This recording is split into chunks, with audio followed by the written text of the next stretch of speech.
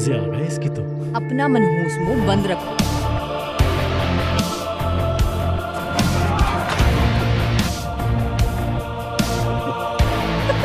आज तक तुम जैसी पागल लड़की नहीं देखी। असल जहन्नुम तुम खुद हो। हेलो नाना।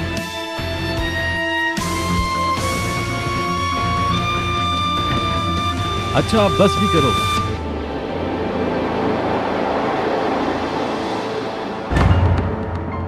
जब रुख अकेला होता है और उसकी मदद के लिए कोई मौका नहीं बचता, जब बाजी जीतने की कोई उम्मीद बाकी नहीं रहती और वो थक जाता है, वो खुद को नाबूद कर देता है ताकि खेल में बराबर हो जाए। शतरंज के खेल में इसकी हालत को रुख फिदाकार कहा जाता है, लेकिन इसका एक और नाम भी है जो मुझे बहुत पसंद है।